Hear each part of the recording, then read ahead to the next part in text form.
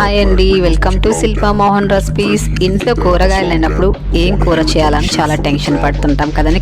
టెన్షన్తో పని లేకుండా జస్ట్ 5 నిమిషాల్లో చాలా ఈజీగా చాలా రుచికరంగా ఈ కర్రీ చేసి పెట్టచ్చండి. ఒక్కసారి చేసి పెట్టి చూడండి, మీ ఇంట్లో ఇంకెప్పుడైనా సరే ఇలాగే చేసి పెట్టని అడుగుతారండి. అంత బాగుంటుంది. ఫస్ట్ టైం వంట చేసేవాళ్ళు అలాగే బ్యాచిలర్స్ కూడా ఈజీగా చేసుకోవచ్చండి ఈ కర్రీని.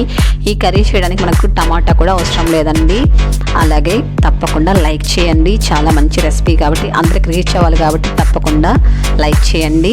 ఇప్పుడు ఈ కర్రీ ఎలా ప్రిపేర్ చేయాలో చూద్దాం. దీనికి ముందుగా స్టవ్ వెలిగించుకొని ఒక ప్యాన్ పెట్టుకుని ఇందులో 3 టేబుల్ స్పూన్లు ఆయిల్ వేసుకోవాలి. ఆయిల్ వేడెక్కిన తర్వాత ఆవాలు, అలాగే కాస్త మినపప్పు, కాస్త పచ్చనగపప్పు, 1/2 టీ స్పూన్ జీలకర్ర వేసుకోవాలి. ఒక 1/4 టీ స్పూన్ మెంతులు వేసుకోవాలండి. మెంతులు కంపల్సరీ యాడ్ చేసుకోవాలండి. చేదు ఉంటుందని అస్సలు స్కిప్ చేయకండి.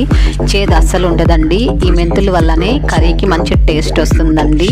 ఇవి కాస్త ఇలా వేయించుకున్న తర్వాత సన్నగా కట్ చేసుకున్న ఉల్లిపాయలు అండి. ఇవి ఒక పెద్ద 2 ఉల్లిపాయలు తీసుకున్నాను నేను. ఇలా సన్నగా చాలా సన్నగా కట్ చేసుకొని వేసుకోవాలి. అలాగే కొద్ది కరివేపాకు, ఒక 10 వెల్లుల్లి రెబ్బల్ని పొట్టు తీసుకొని కచ్చాపచ్చగా దంచుకొని వేసుకొని ఇవంతా కూడా దోరగా వేయించుకోవాలండి. మీడియం ఫ్లేమ్లో ఉంచుకొని, మీకు కర్రీ ఎక్కువ కావాలన్నట్లయితే ఇంకా 2 ఆనియన్స్ కూడా సన్నగా కట్ చేసుకుని కూడా యాడ్ చేసుకోవచ్చు అండి. చూడండి, ఇలా వేయించేటప్పుడే మనం ఇందులో కొద్దిగా సాల్ట్ వేసుకొని వేయించామనుకుని త్వరగా మగ్గిపోతాయండి.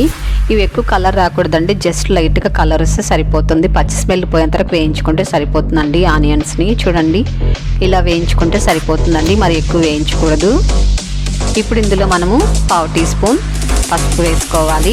అలాగే కారం ఎంత పడుతుందో పులుసుకి అంత కారం యాడ్ చేసుకోవాలి. అలాగే 1 టేబుల్ స్పూన్ ధనియాల పొడి కూడా వేసుకొని ఇదంతా కూడా మొత్తం ఇలా కలుపుకోవాలండి. సిమ్లో ఉంచుకొని ఒక 2 నిమిషాల పాటు మగ్గించుకోవాలండి. మనం వేసిన కారం పొడి అంతా కూడా పచ్చి స్మెల్ పోయేంత వరకు వేయించుకోవాలి. చూడండి, ఆయిల్ అంతా ఇలా కాస్త పైకి వచ్చేంత వరకు వేయించుకోవాలి.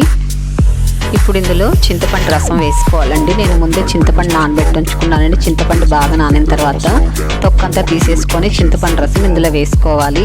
మీకు పులుపు ఎంత కావాలో దానికి తగినంత చింతపండు రసం వేసుకోవాలండి. ఇదంతా కూడా కలుపుకొని ఇప్పుడు ఇందులో నీళ్ళు అనేది పోసుకోవాలండి. మీకు ఎంత కర్రీ కావాలో అంత నీళ్ళు పోసుకోవాలి. ఇప్పుడు ఇందులో తగినంత సాల్ట్ వేసుకోవాలండి.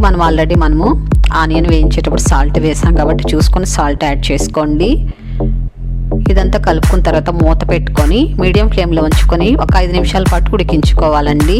బాగా దగ్గర పడేంత వరకు ఉడికించుకోవాలి. అలాగే చక్కగా ఆయిల్ అంతా కూడా పైకి వస్తుందండి మీడియం ఫ్లేమ్లో పెట్టి ఉడికించుకోవడం వల్ల. అలాగే మన ఛానల్లో బోల్డ్ అండ్ రెసిపీస్ ఉన్నాయండి, కర్రీ రెసిపీస్. ఫస్ట్ టైం వంట చేసాలు కూడా ఈజీగా చేసుకునే మెథడ్లో ఉంటాయండి. చూడండి, మూత తీసుకొని ఇప్పుడు కొద్దిగా కొత్తిమీరని వేసుకోవాలండి.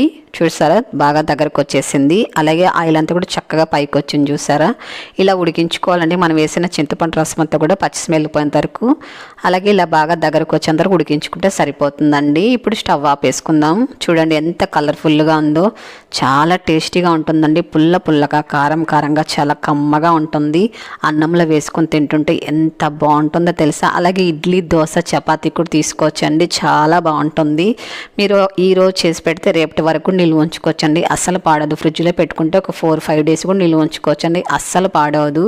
చాలా టేస్టీగా ఉంటుంది. చూస్తుంటే నోట్లో నీళ్ళు ఊరుతున్నాయి కదా, ఎప్పుడెప్పుడు చేసుకొని తినాలనిపిస్తుంది కదా. అయితే ఎందుకు ఆలస్యం, ఒకసారి ట్రై చేయండి. ఎలాగొచ్చిందో తప్పకుండా కామెంట్ చేయండి. మీ ఫ్రెండ్స్ అందరికీ తప్పకుండా ఈ వీడియోని షేర్ చేయండి, లైక్ చేయండి. ఫస్ట్ టైం మన ఛానల్ చూస్తున్నట్టే వెంటనే సబ్స్క్రైబ్ చేసుకోండి.